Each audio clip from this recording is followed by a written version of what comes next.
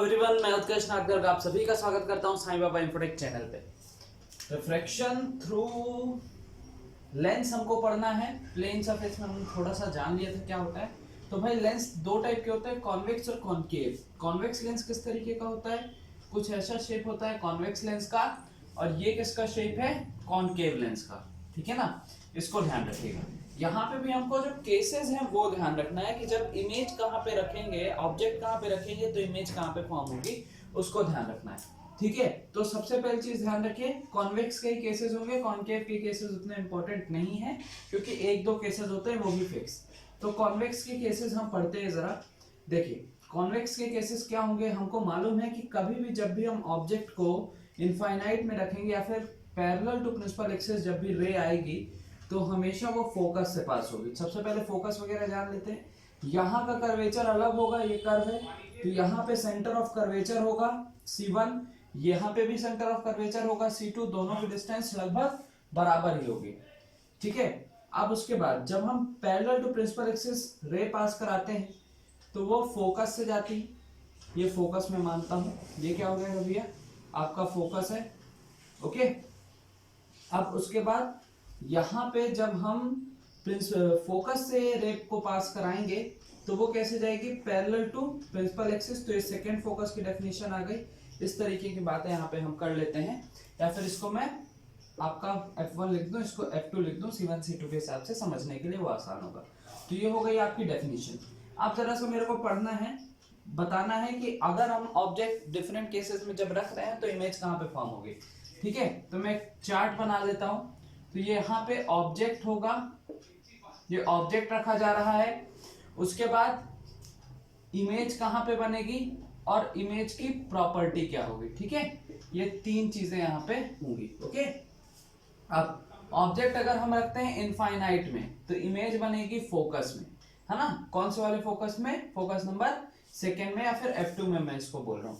Property क्या होगी, एकदम पॉइंट इमेज बनेगी, तो diminished image small in size होगी, डिमिनिश्ड और एक दूसरे को रियल में कट कर रहे हैं तो रियल इमेज का फॉर्मेशन होगा। ये सबसे पहला केस हो गया।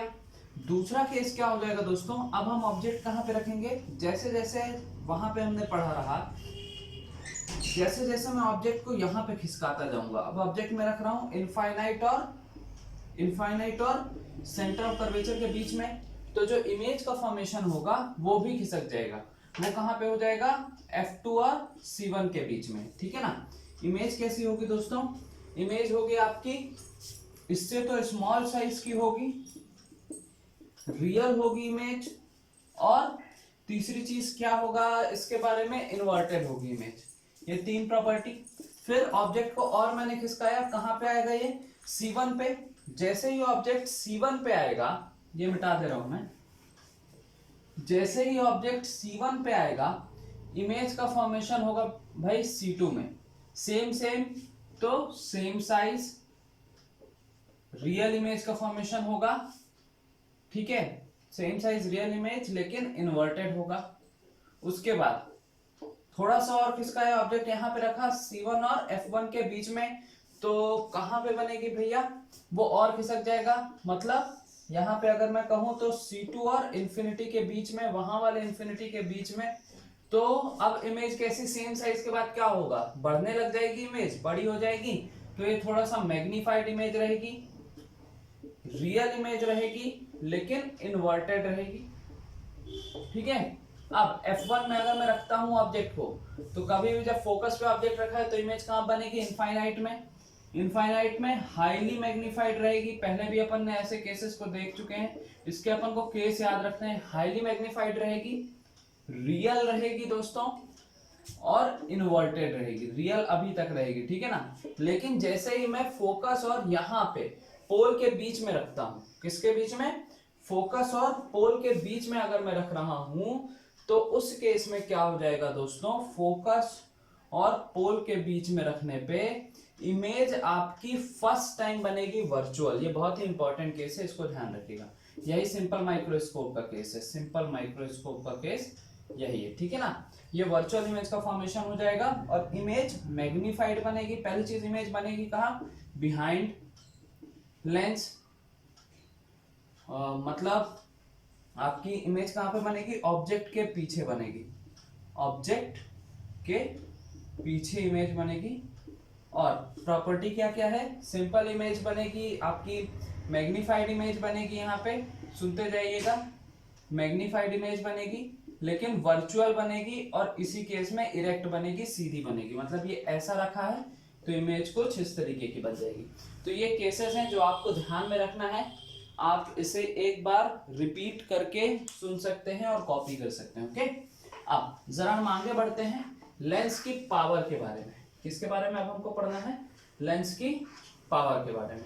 तो लेंस की पावर क्या होती है भैया, लेंस की पावर आप कब बोलोगे, ज्यादा है या फिर कम है। अगर मैं बोलूं ये आपका फोकस है, ये आपका लेंस है, ये इमेज है, अगर यहाँ पे वो डाइवर्ट कर दी, इसको रिफ्लेक्ट कर दी, और ये वाला जो पहले केस में यहाँ पे ये इसको डाइवर्ट कर रही है या फिर रिफ्लेक्ट कर रही है, तो किस केस में पावर ज्यादा है, केस नंबर 1 में पावर ज्यादा है, केस नंबर 2 में पावर ज्यादा है। तो आप लोग क्या बोलोगे कि जो पावर ज्यादा होगी वो केस नंबर 2 में। तो क्या हो गया, दैट मीन्स जितना कम फोकल लेंथ होगा, जितना कम फोकल लेंथ होगा उतनी ज्यादा आपकी पावर होगी, तो बस इनवर्सली प्रोपोर्शनल हो गया। ठीक है, तो ये फॉर्मूला आ गया। ये हमेशा किस में होता है, मीटर में। ये बहुत ही ज्यादा इंपॉर्टेंट है, इसको ध्यान रखिएगा। पावर की यूनिट डायोप्टर होती है, पावर की यूनिट डायोप्टर होती है। कई एग्जामिनेशन में ये चीज पूछा जा चुका है, पावर की यूनिट डायोप्टर होती है। ठीक है ना। अगर हम दो लेंसेस को कंबाइन कर रहे हैं, दो लेंसेस को कंबाइन करना है मतलब ऐसे करके कंबाइन कर रहे हैं, तो क्या हो जाएगा formula, P1 plus P2, power add हो जाएगी। ठीक है, और इनकी फोकस लेंथ क्या, फोकल लेंथ क्या हो जाएगी, 1/f, इसका 1/f1, इसका 1/f2 ऐड हो जाएगा।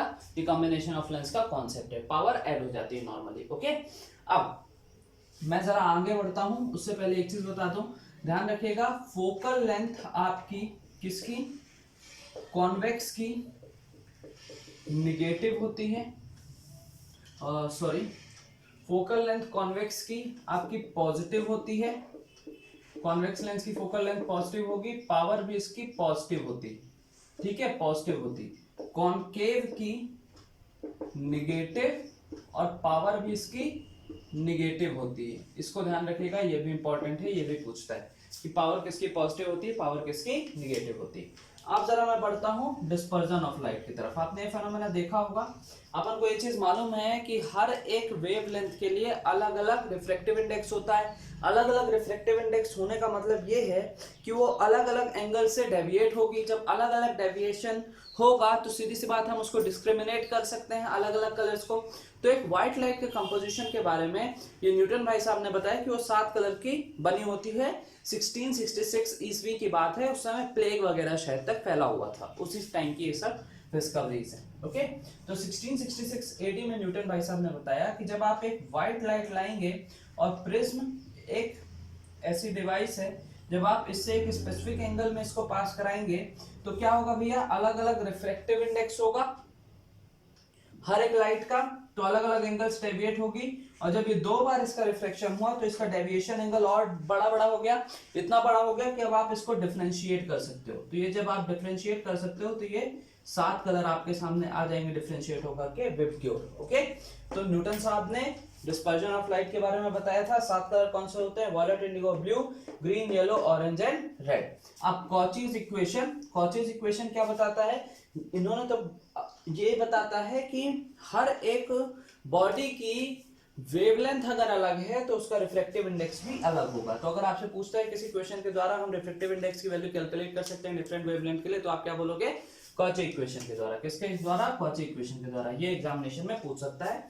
ओके, अब मैं बात करता हूं कलर्स की। कलर्स को हम 3 फॉर्म में डिफरेंशिएट करते हैं, प्राइमरी, सेकेंडरी और कॉम्प्लीमेंट्री कलर्स। तो प्राइमरी कलर्स कौन कौन से होते हैं, रेड, ग्रीन और ब्लू प्राइमरी कलर्स कहलाते हैं। इसके बारे में इंपॉर्टेंट बात क्या है कि जो टीवी में सिर्फ 3 कलर का जो आपकी कलर टीवी आती है उसमें 3 कलर का कंपोजिशन होता है, रेड, ग्रीन और ब्लू का। उसी को मिक्स करके हम अलग अलग कलर्स को आपके बना सकते हैं। ठीक है ना, तो ये प्राइमरी कलर्स होते हैं। कलर टीवी में कौन से कलर्स होते हैं, रेड, ग्रीन और ब्लू। ये एग्जामिनेशन में पूछ सकते हैं। ओके, ध्यान रखिएगा इसको। सेकेंडरी कलर कौन सा होता है, yellow, magenta and peacock blue. Yellow, magenta and peacock blue, ये क्या कहलाते हैं, आपके सेकेंडरी कलर्स होते हैं। सेकेंडरी कलर्स क्या है भैया, ये 2 कलर्स के कॉम्बिनेशन होंगे। ठीक है ना, ये किन्हीं 2 कलर्स के कॉम्बिनेशन का होंगे, इसलिए हमको क्या बोलते हैं, इसको सेकेंडरी कलर बोलते हैं। ओके, कॉम्प्लीमेंट्री कलर्स क्या होते हैं, कोई भी ऐसे दो कलर जिनको मिलाने से रिजल्ट व्हाइट आ जाए, कोई भी ऐसे दो कलर जिनको मिलाने से रिजल्ट व्हाइट आ जाए, उनको हम क्या कहते हैं, कॉम्प्लीमेंट्री कलर्स। यही मेन चीजें थी। रेनबो भी किसका फेनोमेना है, डिस्पर्जन ऑफ लाइट का फेनोमेना है, ठीक है ना। रेनबो के थ्रू आपके ड्रॉपलेट्स के थ्रू, अगर एटमॉस्फेयर में ड्रॉपलेट्स हैं, रेनबो जब लाइट उनसे पास होती है तो रेनबो का फॉर्मेशन होता है आपके अपोजिट स्क्रीन में, वो भी ड्रॉपलेट स्क्रीन के तौर पे काम करती है, ठीक है। ये इंपॉर्टेंट चीजें थी जो हमको समझनी थी, और इंपॉर्टेंट बेसिक चीजें वन लाइनर जो आपके एग्जामिनेशन में पूछ सकता है, हमने वो डिस्कस कर लिया है। Thanks a lot for watching this video. बने रहिए साईं बाबा इन्फोटेक चैनल के साथ, जल्दी मिलते हैं अपन नए लेक्चर के साथ। Thanks a lot.